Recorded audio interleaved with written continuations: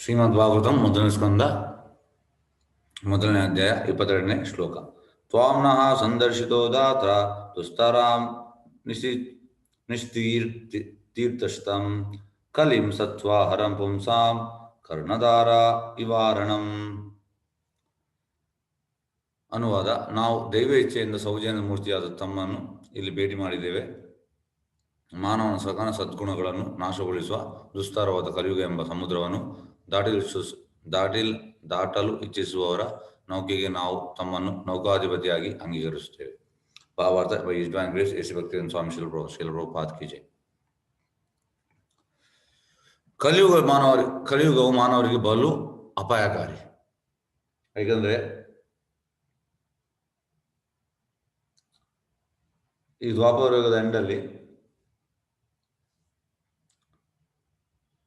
ಪರೀಕ್ಷಿತ್ ಮಹಾರಾಜ್ ಅಂದರೆ ಅವ್ರು ರಾಜ್ಯ ಮಾಡ್ತಿರುವಾಗ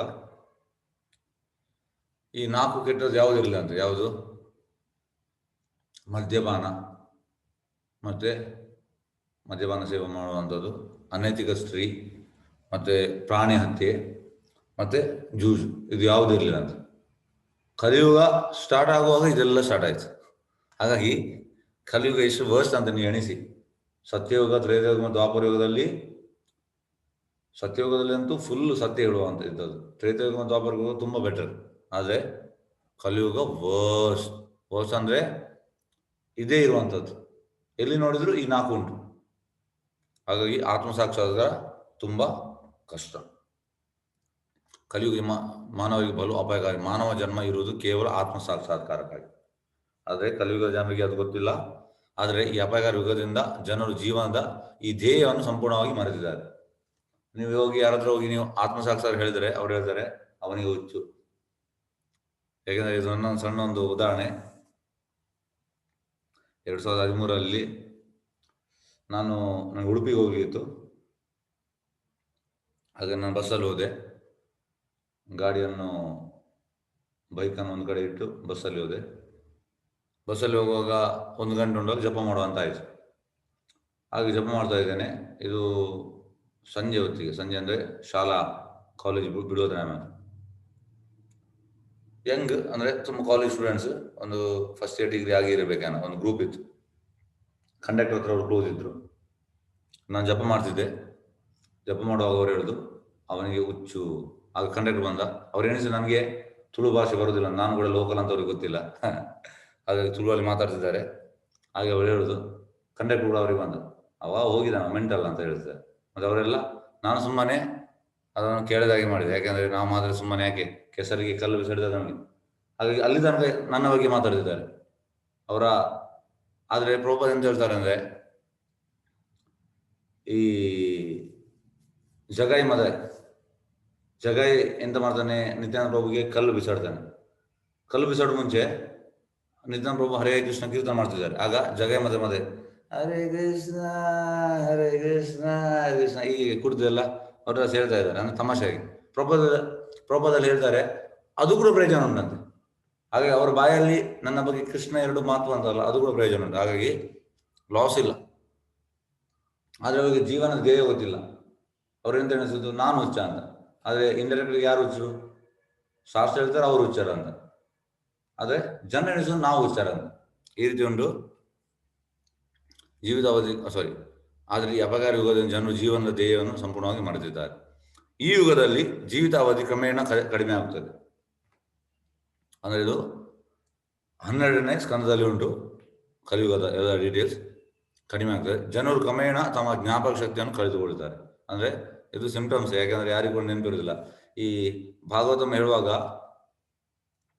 ಫಸ್ಟಿಗೆ ಶುಕಮುನಿ ಹೇಳಿದ, ಹಾಗೂ ಸುತ ಗೋಸ್ವಾಮಿ ಇದ್ರು. ಅವ್ರು ಎಂತ ನೋಟ್ಸ್ ಎಲ್ಲ ತಗೊಳ್ಳಿಲ್ಲ, ಆದರೆ ಹಾಗೆ ಹೇಳಿದ್ದಾರೆ. ಮತ್ತೆ ಸುತ ಗೋಸ್ವಾಮಿ 2ನೇ ಬಾರಿ ಹೇಳುವಾಗ ಈ ಋಷಿವರ್ಣಿಯರು ಯಾರು ಕೂಡ ನೋಟ್ಸ್ ಮಾಡಲಿಲ್ಲ. ಎಲ್ಲ ಅವರಿಗೆ ಅಚ್ಚಿ ಹಿಡಿದಾಗಿದೆ. ಅದು ನಮ್ಗೆ ಹಾಗೆ ಆಗುದಿಲ್ಲ. ಯಾಕಂದ್ರೆ ನಾವು ಈ ಕಲಿಯುಗದಲ್ಲಿ ಇದ್ದೇವೆ, ಕಲಹ ಯುಗ. ಜನರ ಜ್ಞಾಪಕ ಕಳೆದುಕೊಳ್ಳುತ್ತಾರೆ. ಉತ್ತಮ ಭಾವನೆಗಳನ್ನು, ಬಲ್ಲವನ್ನು, ಉತ್ತಮ ಗುಣವನ್ನು ಕಳೆದುಕೊಳ್ಳುತ್ತಾರೆ. ಈ ಯುಗದ ದೋಷಗಳು ಪಠ್ಯವನ್ನು ಈ ಕೃತಿ 12ನೇ ಸ್ಕಂದದಲ್ಲಿ, ಅಂದರೆ 12ನೇ ಸ್ಕಂದದಲ್ಲಿ ಎಲ್ಲ ಡೀಟೇಲ್ಸ್ ಉಂಟು. ಈ ಜೀವನವನ್ನು ಆತ್ಮ ಸಾಕ್ಷಾತ್ಕಾರಕ್ಕೆ ಬಳಸಿಕೊಳ್ಳಲಿಚ್ಛಿಸುವವರಿಗೆ ಈ ಯುಗ ತುಂಬಾ ಕಷ್ಟಕರವಾದದ್ದು. ಅಂದ್ರೆ ಈ ಯುಗ ಆತ್ಮ ಸಾಕ್ಷಾತ್ಕಾರ ಅಂದ್ರೆ ತುಂಬಾ ಕಷ್ಟ, ಆದ್ರೆ ಏನ್ ಕಷ್ಟ ಇಲ್ಲ, ಕೃಷ್ಣ ಭಜನೆ ತಗೊಂಡ್ರೆ ಸುಲಭ. ಜನ ಇಂದ್ರಿಯ ತೃಪ್ತಿಯಲ್ಲಿ ಅದೆಷ್ಟು ಮಗ್ನರಾಗಿರುವುದಂದ್ರೆ ಅವರಿಗೆ ಆತ್ಮ ಸಾಕ್ಷಾತ್ಕಾರ ವಿಷಯವೇ ಮರೆತು ಹೋಗಿರ್ತದೆ. ನಾವು ಇಂದ್ರಿಯ ತೃಪ್ತಿ ಮಾಡುವಾಗ ಇನ್ನು ಮಾಡುವ ಅದರಲ್ಲಿ ನಮ್ಗೆ ಆನಂದ ಸಿಗ್ತದೆ. ಹುಚ್ಚುತನದಿಂದ ಆತ್ಮ ಸಾಕ್ಷಾತ್ಕಾರ ಅಗತ್ಯವಿಲ್ಲ ಎಂದು ನೇರವಾಗಿ ಹೇಳ್ತಾರೆ. ಯಾರಾದ್ರೂ ನೀವು ಹೋಗಿ ಹೇಳಿದ್ರೆ ಆತ್ಮ ಸಾಕ್ಷಾತ್ಕಾರ ಬಗ್ಗೆ, ಅವ್ರು ಹೇಳ್ತಾರೆ ಎಂತ ಆತ್ಮ ಸಾಕ್ಷಾತ್ಕಾರ, ಜಾಲಿ ಮಾಡುವ, ಈಗ ಎಂಗೇಜ್, ಈಗ ಜಾಲಿ ಮಾಡ್ಬೇಕು, ಆ ರೀತಿ ಹೇಳ್ತಾರೆ. ಆತ್ಮ ಸಾಕ್ಷಾತ್ಕಾರ ದಿಕ್ಕಿನ ಮಹಾಪಯಣದಲ್ಲಿ ಈ ಅಲ್ಪಕಾಲಿಕ ಜೀವಿತವು ಒಂದು ಕ್ಷಣ ಮಾತ್ರ ಎಂಬುದನ್ನು ಅವರಿಗೆ ಅರ್ಥ ಮಾಡಿ ಕೊಂಡಲಿಲ್ಲ. ಅಂದ್ರೆ ಇದು ಏನಿಲ್ಲ ನಮ್ಮ ಎಂತಂದ್ರೆ, ನಮಗೆ ಕಾಣ್ತದೆ ಇದು ನಮ್ಮ 100 ವರ್ಷ ತುಂಬ ಅಂತ. ಅದು ಆಕ್ಚುಲಿ ಬ್ರಹ್ಮನ ಲೈಫಿಗೆ ಕಂಪೇರ್ ಮಾಡೋಕೆ ನಮ್ದು ಎಂತ ಇಲ್ಲ, ಇನ್ಸಿಗ್ನಿಫಿಕೆಂಟ್. ಇಡೀ ಶಿಕ್ಷಣ ವ್ಯವಸ್ಥೆಯು ಇಂದ್ರಿಯ ತೃಪ್ತಿಯನ್ನು ಸಜ್ಜುಗೊಂಡಿದೆ ನೋಡಿ.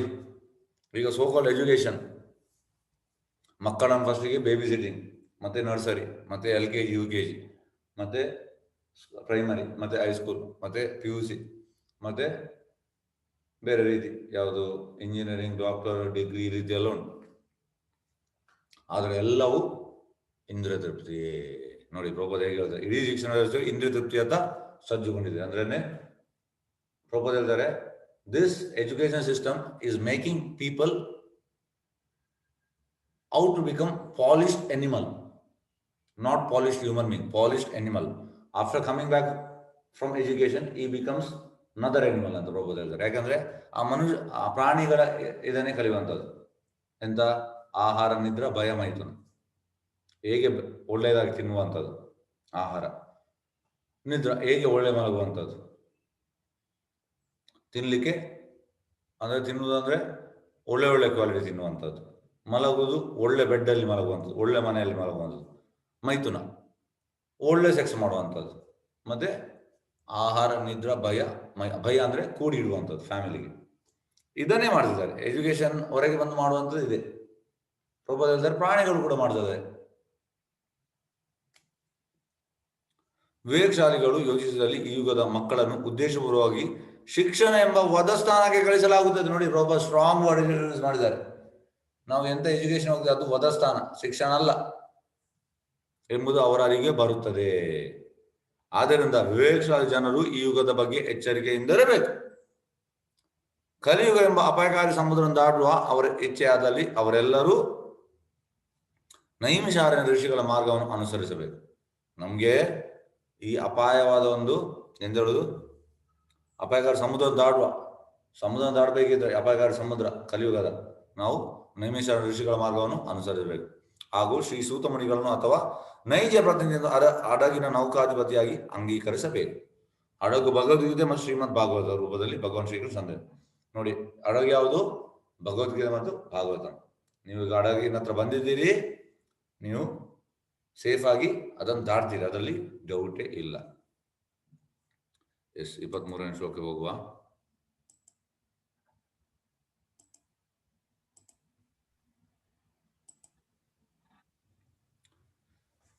ಹರೇ ಕೃಷ್ಣ. ಹರೇ ಕೃಷ್ಣ. ಹರೇ ಬ್ರೂಹಿ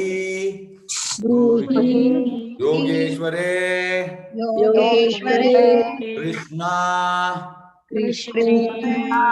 ಬ್ರೂಹಿ ಯೋಗೇಶ್ವರೇ ಕೃಷ್ಣ.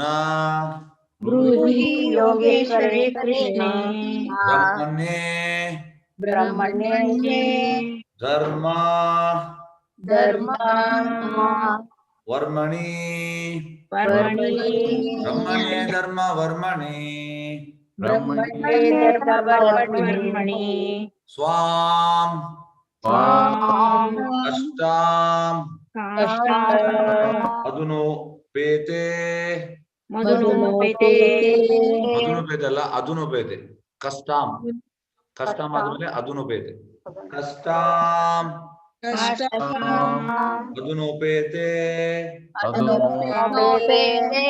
ಸ್ವಾಂ ಕಷ್ಟಾಂ ಅದುನುಪೇತೆ.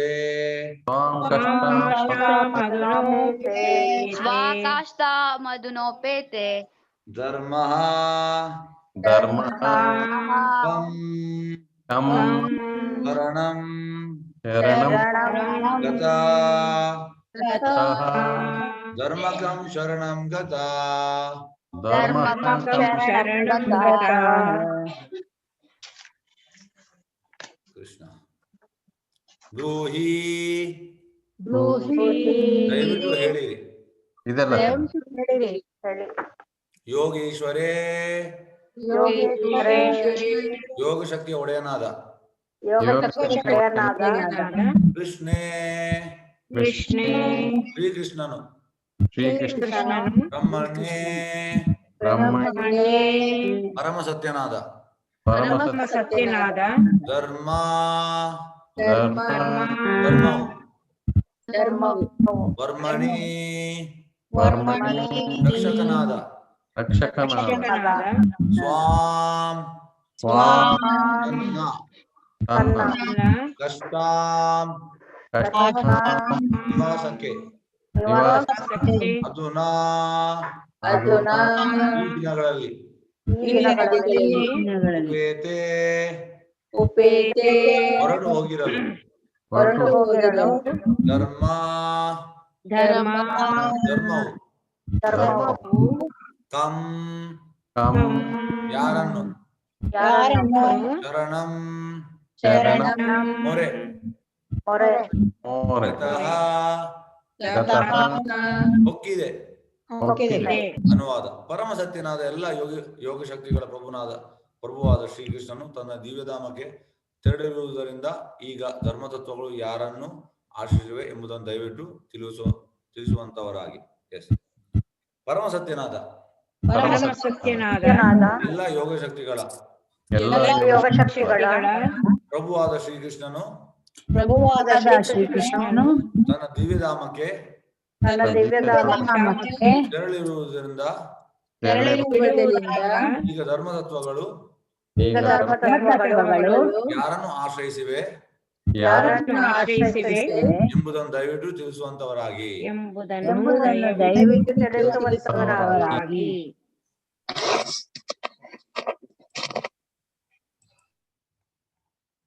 ಎಸ್ ಎಸ್ ಸರಿತಾ ಮಾತಾಜಿ ಹರೇ ಸಾರಿ ಎಸ್ ಸರಿತಾ ಮಾತಾಜಿ ಹರೇ ಕೃಷ್ಣ. ಹರೇ ಕೃಷ್ಣ ಪ್ರಭುಜಿ. ಎಸ್ ಓದಿ ಮಾತಾಜಿ. ಅವಶ್ಯಕವಾಗಿ ಧರ್ಮವು ದೇವೋತ್ತಮ ಪುರುಷನೇ ನಿರೂಪಿಸಿದ ನಿಯಮಗಳಾಗಿದೆ. ಯಾವಾಗ ಧರ್ಮತತ್ವಗಳ ಪೂರ್ಣ ದುರುಪಯೋಗವಾಗುತ್ತದೋ ಅಥವಾ ಧರ್ಮತತ್ವಗಳನ್ನು ಅಲಕ್ಷಿಸಲಾಗುತ್ತದೋ ಆಗ ಧರ್ಮ ಸಂಸ್ಥಾಪನೆಗಾಗಿ ಸ್ವಯಂ ದೇವೋತ್ತಮ ಪರಮಪುರುಷನೇ ಅವತಾರವೆತ್ತಿ ಬರುತ್ತಾನೆ. ಇದನ್ನು ಭಗವದ್ಗೀತೆಯಲ್ಲಿ ಹೇಳಲಾಗಿದೆ. ಇಲ್ಲಿ ನೈಮಿಷಾರಣ್ಯದ ಋಷಿಗಳು ಈ ಧರ್ಮತತ್ವಗಳ ಬಗ್ಗೆ ಪ್ರಶ್ನಿಸುತ್ತಿದ್ದಾರೆ.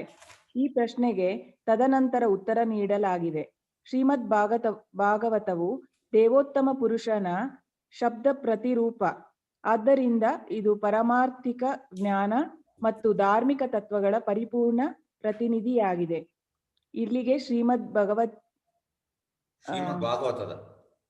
ಭಾಗವತದ ಮೊದಲನೆಯ ಸ್ಕಂದದ ಋಷಿಗಳ ಪ್ರಶ್ನೆ ಎಂಬ ಮೊದಲನೆಯ ಅಧ್ಯಾಯದ ಭಕ್ತಿ ವೇದಾಂತ ಭಾವಾರ್ಥವು ಮುಗಿಯಿತು. ಧನ್ಯವಾದ. ಧನ್ಯವಾದ.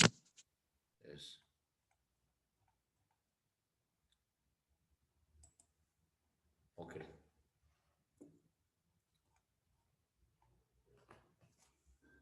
ಬ್ರೂಹಿ ಯೋಗೇಶ್ವರ ಕೃಷ್ಣ ಬ್ರಹ್ಮಣ್ಯ ಧರ್ಮ ವರ್ಮಣಿ ಸ್ವಾಂ ಕಷ್ಟಾಂ ಅಧೂನುಪೇತೆ ಧರ್ಮಕಂ ಶರಣಂ ಗತ. ಪರಮ ಸತ್ಯನಾದ ಎಲ್ಲ ಯೋಗಶಕ್ತಿಯ ಪ್ರಭುವಾದ ಕೃಷ್ಣನು ತನ್ನ ದಿವ್ಯಧಾಮಕ್ಕೆ ತೆರಳುವುದರಿಂದ ಈಗ ಧರ್ಮತತ್ವಗಳು ಯಾರನ್ನು ಆಶ್ರಯಿಸಿ ಎಂಬುದನ್ನು ದಯವಿಟ್ಟು ತಿಳಿಸುವಂತರಾಗಿ. ಎಸ್ ಎಸ್ ಅವಶ್ಯ ಭಾವಾರ್ಥ ಬೈ ಡಿವೈನ್ ಗ್ರೇಸ್ ಎಸ್ ಭಕ್ತಿ ಸ್ವಾಮಿ ಶೀಲ ಪ್ರಭುಪಾದ ಕಿ ಜೈ. ಅವಶ್ಯಕವಾಗಿ ಧರ್ಮವು ದೇವೋತ್ತಮ ಪುರುಷನ ನಿರೂಪಿಸಿದ ನಿಯಮಗಳಾಗಿವೆ. ಎಸ್ ಈಗ ನಿಮ್ಮಲ್ಲಿ ಪ್ರಶ್ನೆ, ಈ ಧರ್ಮದ 4 ಕಾಲು ಹೇಳ್ತೀರಾ ಯಾರಾದರೂ? 1 ನಿಮಿಷ. ಎಸ್ ಹರೇ ಕೃಷ್ಣ ಹೇಳಿ. ಎಸ್ ಧರ್ಮದ 4 ಕಾಲು. ಸತ್ಯ, ಅಹಿಂಸೆ. ಸತ್ಯ ಅಹಿಂಸೆ ಅಹಿಂಸೆ ಇಲ್ಲ ಸತ್ಯ ಉಂಟು.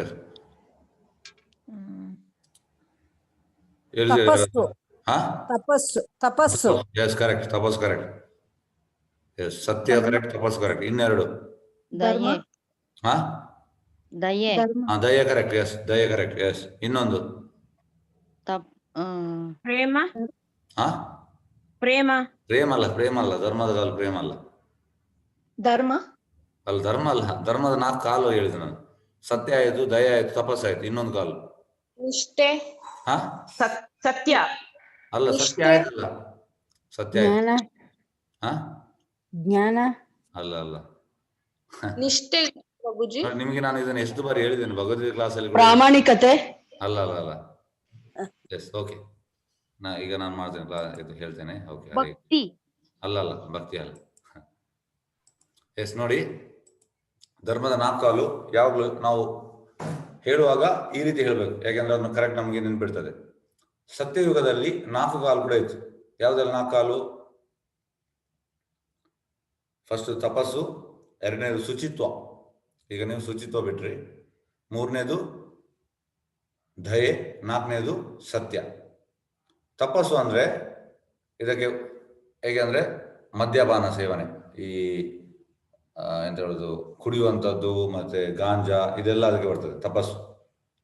ಈಗ ಎಲ್ಲರದ್ದು ಮಾಡ್ತಾ ಇದ್ದಾಗ ಆ ಕಾಲು ಇಲ್ಲ. ಸತ್ಯಯುಗದಲ್ಲಿ 4 ಕಾಲು ಕೂಡ ಇರ್ತದೆ. ಮತ್ತೆ ನೆಕ್ಸ್ಟ್ ಬರುವಂಥದ್ದು ಶುಚಿತ್ವ. ಈ ತ್ರೇತಾಯುಗ ಬರುವಾಗ ಒಂದು ತಪಸ್ಸು ಹೋಯ್ತಂತೆ, 3 ಕಾಲು ಮಾತ್ರ ಉಳಿತು. ಯಾವುದೆಲ್ಲ 3 ಕಾಲು? ಶುಚಿತ್ವ, ದಯೆ ಮತ್ತೆ ಸತ್ಯ. ಶುಚಿತ್ವಗೆ ಅಂದರೆ ಹೆಂಡತಿ ಅಲ್ಲದೆ ಉಳಿದವರೊಟ್ಟಿಗೆ ಸೆಕ್ಸ್ ಮಾಡುವಂಥದ್ದು. ಹಾಗಾಗಿ ಅದು ಕೂಡ ಈಗ ಮಾಡ್ತಾ ಇದ್ದಾರೆ. ಹಾಗಾಗಿ ಆ ಶುಚಿತ್ವ ಇಲ್ಲ. ಹಾಗಾಗಿ ಶುಚಿತ್ವ ಇಲ್ಲದೆ ಯಜ್ಞ ಮಾಡ್ಲಿಕ್ಕೆ ಆಗುದಿಲ್ಲ. ಈ ತ್ರೇತಾಯುಗದಲ್ಲಿ ಯಜ್ಞ, ಹಾಗಾಗಿ ಶುಚಿತ್ವ ಬೇಕು. ಹಾಗೆ ಆ ಟೈಮಲ್ಲಿ ಇತ್ತಂತೆ. ದ್ವಾಪರಯುಗ ಬರುವಾಗ 2 ಕಾಲು ಹೋಯ್ತು, ಶುಚಿತ್ವ ಮತ್ತೆ ಎಂತ ಹೇಳುದು ಈ ತಪಸ್ಸು. ಮತ್ತೆ ಉಳಿದದ್ದು 2 ಕಾಲು, ಯಾವ್ದು? ದಯೆ ಮತ್ತೆ ಸತ್ಯ. ದಯೆ ಅಂದ್ರೆ ಪ್ರಾಣಿ ಹತ್ಯೆ, ಈಗ ಎಲ್ಲರೂ ಮಾಂಸಾಹಾರ ತಿಂತಾ ಇದ್ದಾರೆ, ಹಾಗಾಗಿ ಆ ದಯೆ ಇಲ್ಲ. ಮತ್ತೆ ಕಲಿಯುಗ ಬರುವಾಗ 1 ಕಾಲು ಇರುವಂಥದ್ದು, ಯಾವುದು? ಸತ್ಯ. ಅಂದ್ರೆ ಸತ್ಯ ಅಂದ್ರೆ ಗ್ಯಾಮ್ಲಿಂಗ್, ಜೂಜು. ಅದು ಕೂಡ 1 ಕಾಲು ಸರಿ ಇಲ್ಲ, ಅದು ಕೂಡ ಆಗ್ತಾ ಉಂಟು, ಒಂದು 3/4 ಕಾಲಲ್ಲಿ ನಿಂತಿದೆ ಅಷ್ಟೇ. ಹಾಗಾಗಿ ಇದು 4 ಧರ್ಮದ ಕಾಲುಗಳು. ಎಂತಾಗಿದೆ ಅಂದ್ರೆ ಈಗ ನೋಡಿ, ಈ ಧರ್ಮದ 4 ಕಾಲ ಅಂದ್ರೆ ಕೃಷ್ಣ ಕೆಲವು ಗೈಡ್ಲೈನ್ಸ್ ಕೊಟ್ಟಿದ್ದಾನೆ, ನಾವು ಅದರ ಪ್ರಕಾರ ಹೋಗ್ಬೇಕು. ಇದರಿಂದ ನಮ್ಗೆ ಒಳ್ಳೇದು, ಕೃಷ್ಣನಿಗೆ ಅಲ್ಲ, ನಮ್ಗೆ ಒಳ್ಳೇದು. ಆದ್ರೆ ಇದನ್ನೆಲ್ಲರೂ ಬ್ರೇಕ್ ಮಾಡಿದ್ದಾರೆ. ರೂಲ್ಸ್ ಅಂದ್ರೆ ಬ್ರೇಕ್. ಹೇಗೆ ಅಂದ್ರೆ ಟ್ರಾಫಿಕ್ ಪೊಲೀಸ್ ಅನ್ನು ನಾವು ನಿಲ್ಲಿಸ್ತೇವೆ, ಸಿಗ್ನಲ್ ಉಂಟು, ನಾವು ಒಟ್ಟು ಹೋದ್ರೆ ಆಗ್ತದ ಗಾಡಿಯಲ್ಲಿ? ನಾವು ಅಲ್ಲಿ ಸಿಗ್ನಲ್ ರೆಡ್ ಬರುವಾಗ ನಿಲ್ಲಿಸ್ಬೇಕು, ಗ್ರೀನ್ ಬರುವಾಗ ಹೋಗ್ಬೇಕು. ಅದು ರೂಲ್ಸ್. ಅದೇ ರೀತಿ ಕೃಷ್ಣ ಕೂಡ ರೂಲ್ಸ್ ಕೊಟ್ಟಿದ್ದಾನೆ. ಆ ರೂಲ್ಸ್ ನಾವು ಬ್ರೇಕ್ ಮಾಡಿದ್ರೆ ಅಂತ ಆಗ್ತದೆ, ಕೃಷ್ಣ ಮತ್ತೆ ಅದಕ್ಕೆ ಶಿಕ್ಷೆ ಕೊಡ್ತಾನೆ. ಯಾವಾಗ ಧರ್ಮತತ್ವಗಳು ಪೂರ್ಣ ದುರುಪಯೋಗವಾಗುತ್ತದೋ ಅಥವಾ ಧರ್ಮತತ್ವಗಳು ಅಲಕ್ಷಿಸಲಾಗುತ್ತದೋ ಆಗ ಧರ್ಮ ಸಂಸ್ಥೆಗಾಗಿ ಸ್ವಯಂ ದೇವತಾ ಪರಮಪುರುಷನೇ ಅವತಾರ ವ್ಯಕ್ತಿ ಬರುತ್ತಾನೆ. ಇದು 12 ಸ್ಕಂದದಲ್ಲಿ ಉಂಟು. ಕಲ್ಕಿ ಬರ್ತಾನೆ. ಕಲಿಯುಗದ ಎಂಡಲ್ಲಿ ಎಲ್ಲರೂ ಬಂದು ಆ ಚಾಪರ್ ಅಲ್ಲಿ ಅವನ ತಲೆ ಕಟ್ ಮಾಡುವಂಥದ್ದು. ಯಾರು ಇದು ಮರ್ಸಿಲ್ಲ ಕಲ್ಕಿಗೆ. ಆ ವೈಟ್ ಹಾರ್ಸ್ ಅಲ್ಲಿ ಬರುವುದು, ಕಟ್ ಮಾಡುವಂಥದ್ದು. ಪುರುಷನೇ ಅವತಾರ ವ್ಯಕ್ತಿ ಬರುತ್ತಾನೆ. ಇದನ್ನು ಭಗವದ್ಗೀತೆಯಲ್ಲಿ ಹೇಳಲಾಗಿದೆ. ಅಂದ್ರೆ ಯದಾ ಯದಾ ಧರ್ಮಸ್ಯ ಗ್ಲಾನಿರ್ಭವತಿ ಭಾರತ ಅಭ್ಯುದಾನ ಅಧರ್ಮಸ್ಯ ತದಾತ್ಮ ಸುಜಾಮ್ಯಹಂ. ಇಲ್ಲಿ ನೈಮಿಷಾರಣ್ಯ ಋಷಿಗಳು ಈ ಧರ್ಮತತ್ವಗಳ ಬಗ್ಗೆ ಪ್ರಶ್ನಿಸುತ್ತಾರೆ. ಅವರು ಇದ್ರ ಬಗ್ಗೆ ಪ್ರಶ್ನೆ ಮಾಡ್ತಾ ಇದ್ದಾರೆ. ಈ ಪ್ರಶ್ನೆಗೆ ತದನಂತರ ಉತ್ತರ ನೀಡಲಾಗಿದೆ. ಅದು 2ನೇ ಅಧ್ಯಾಯದಲ್ಲಿ ಉಂಟು. ಶ್ರೀಮದ್ ಭಾಗವತವು ದೇವೋತ್ತಮ ಪುರುಷನ ಶಬ್ದ ಪ್ರತಿರೂಪ. ಭಾಗವತಂ ಬೇರೆ ಅಲ್ಲ, ಕೃಷ್ಣ ಬೇರೆ ಅಲ್ಲ. ನೀವೀಗ ಎಂತ ಹೇಳುದು, ಯಾರು ಭಾಗವತಂ ಓದುವುದಾದ ಕೇಳ್ತಾ ಇದ್ದಾರೆ, ಕೃಷ್ಣ ಕೂಡ ಒಳಗೆ ಕೇಳ್ತಾ ಇರ್ತಾನೆ. ಹಾಗಾಗಿ ನೋಡಿ, ಕೃಷ್ಣ ತುಂಬಾ ಎವೇಕನ್ ಆಗ್ತಾನೆ. ನೀವು ಒಮ್ಮೆ ಭಾಗವತಂ ಕೇಳಿದ್ರೆ ಸ್ಟಾರ್ಟ್ ಮಾಡಿದ್ರೆ ಕೃಷ್ಣ ಪೂರ್ತಿ ಆ ಜಾಗೃತ ಸ್ಟೇಜಿಗೆ ಬರ್ತಾನೆ.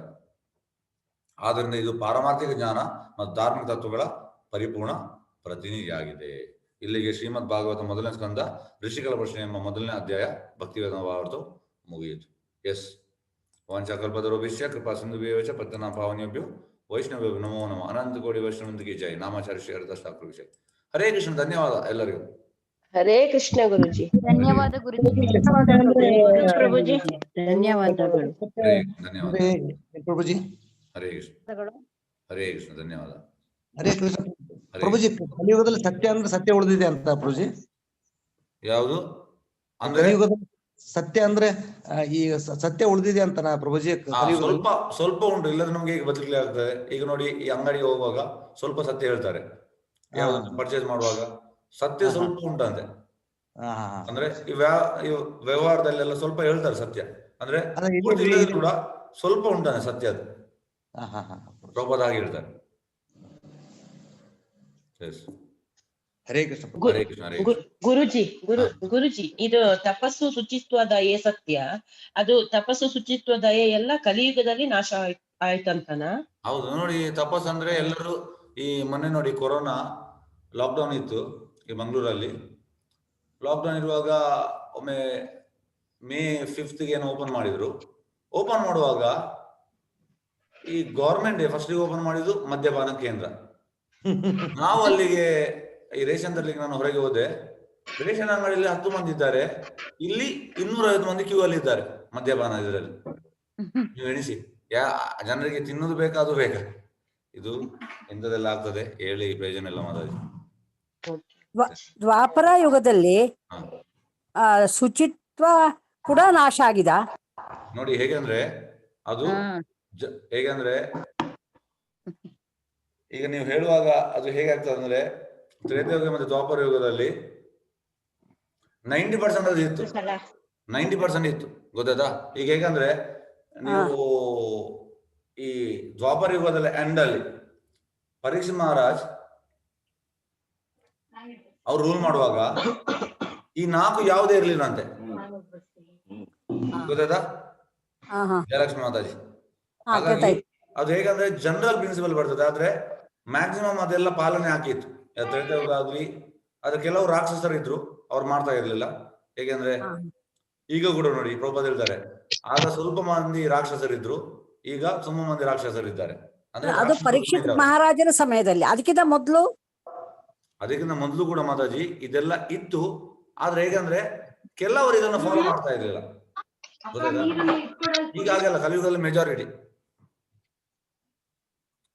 ಹೇಗೆ ಗೊತ್ತಾ ನಿಮ್ಗೆ? ರೇಷಿಯೋ ಕಲಿಯುಗದಲ್ಲಿ 90-10, ಬೇರೆ ಯುಗದಲ್ಲಿ 90 ಒಳ್ಳೆಯವರು 10 ಕೆಟ್ಟವರು. ಈಗ ಹಾಗೆ ಅಲ್ಲ, 90% ಕೆಟ್ಟವರು 10% ಒಳ್ಳೆಯವರು.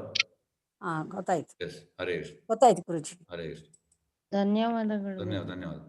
ಹರೇ ಕೃಷ್ಣ ಗುರುಜಿ. ಧನ್ಯವಾದಗಳು. ಕೃಷ್ಣ ಗುರುಜಿ. ಧನ್ಯವಾದಗಳು. ಧನ್ಯವಾದ. ಹರೇ ಕೃಷ್ಣ ಪ್ರಭುಜಿ. ಹರೇ ಕೃಷ್ಣ. ಹರೇ ಕೃಷ್ಣ ಗುರುಜಿ. ಹರೇ ಕೃಷ್ಣ. ಹರೇ ಕೃಷ್ಣ. ಹರೇ ಕೃಷ್ಣ ಗುರುಜಿ. ಹರೇ